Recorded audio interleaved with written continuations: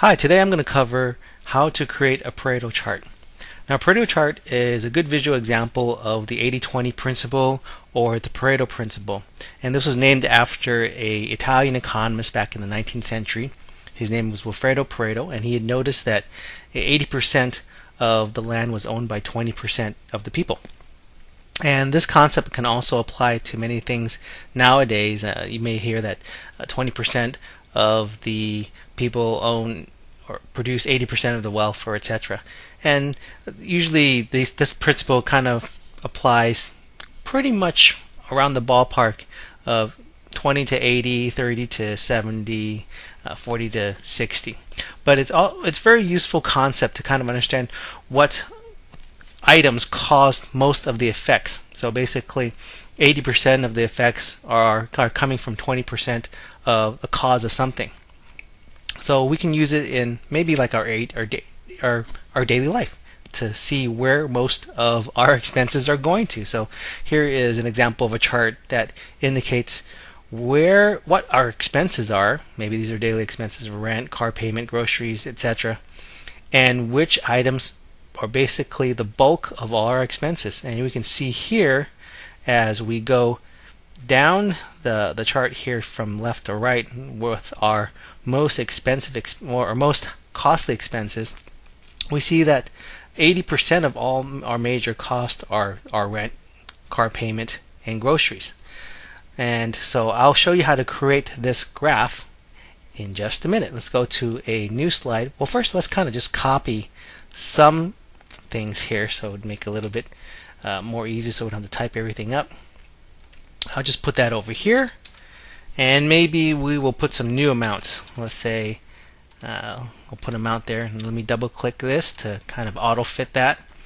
Let's say our rent was $1,500, our car payment is $500, our grocery was $300, our gas, now let's say that our gas is really expensive nowadays. We bought a big SUV and now it's $400. Our mobile phone payment is $100. Our cable is $60. One thing we need to do before we start any type of charting is to make sure that the amounts are sorted in descending order from the greatest amount to the least amount. So what we can do here is just click into any cell, right click, click sort, and sort from largest to smallest, and you'll see that Excel, this is Excel 2007, it's picking up the sorts and sorting them accordingly. What we also need to do here is enter in the amount, the total amount. So we can just click down in the bottom of the cell. I like to use keyboard shortcuts. We can just press the Alt key and the equal sign, and it's going to pick up and sum the cells right above it. So you see that we're summing B2 to B7, so for the total amount. So what I can do is just click enter, and there we go. That's going to give us our total amount there. What we need to do next is put in a cumulative amount row. So basically, as the cells go down, it's going to add up the amounts from cell to cell. So this cell, we're just going to make it equal to 1500 here. But for this cell, the second cell here, we're going to need to add this amount, the car payment, plus the preceding amount. So we'll just go ahead and click B plus C2. And I like to press Control Enter to leave my box selected here where I took it. Now what we can do here is now we can grab onto the fill handle here and just copy it down. And what it's going to do is it'll copy the formulas down because they're not absolute formulas. There's no dollar signs above it. So once it gets copied down from one cell to the next cell, it'll just pick up the corresponding cells. And we see here, once it gets down to the bottom, it's added up all the amounts here, and that should equal to the total there, because that is the total. The next thing that we want to do is we want to we want to get a percentage of this to the total. So we can just label this column cumulative percent. We'll just give that a shortcut and double click that to autofill. And what we need to do is have this amount divided by the total. So we'll just do equal this 1500 divided by that total. With the total, what we want to do is we want to lock down that cell, make it an absolute cell reference. So I'm going to go ahead and press F4 and make sure the dollar signs are in front of the B and the 8, the letter and the number. And when that gets copied down, that cell reference doesn't change, but this cell reference will. So I'll go ahead and press Control Enter and go ahead and actually just, I don't need to like click and hold this to spread it down. I can just double click this fill handle here, and now it's brought it all the way down. What I want to do is also make this into a percentage, so I can just go ahead and click this percentage side, or look, there's a shortcut key here, Control Shift %. I like shortcuts, so I'll make that Control Shift %, and there we go.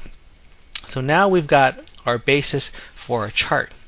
What I'm going to do is select my columns here, and I'll press the Alt F1 key.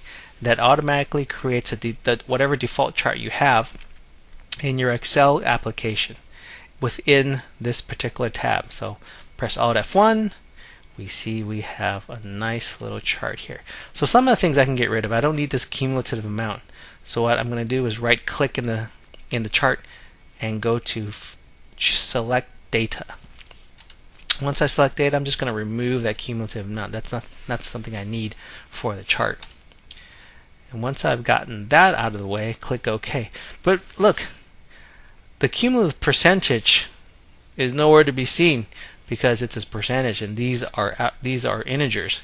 So these numbers are probably very, very low. So how am I going to select that? Well, there's a couple ways, but there's an easy way here when we click into the Chart Tools Contextual tab. If we clicked on either the layout or format, we can go here in the current selection and select our cumulative percentage. That's our series. It's one of the series that we have. There's another way you can do it. When you click in the chart, you can use the arrow key, and as I press the up or down arrow, or maybe not a down arrow, we notice that in the current selection it selects the area. And so you can also notice that when that's being done, the area here, we can see the selection. So what we want to do for that when it's selected is we can just hover over it and right click, change chart series type. We want to change that to a line, and it's nice to have a line with markers so we see which parts are which percentage parts are a little bit more I guess visible. Click OK, and there we have our cumulative percentage. But we notice here, this cumulative percentage, it's all still down here. That's because what we need to do is put it on its own vertical axis. So this vertical axis is based on the integers. We need another vertical axis for the percentages. So I can go ahead and just right click again and go to Format Data Series and select Plot the series on a secondary axis. So it's going to put another axis here. See, now we've got our percentage axis. I really don't like these lines here, so I'm going to go ahead and just delete that. Just select it, right click, delete, or you can just press the delete key. I'll just press the delete key to get rid of that.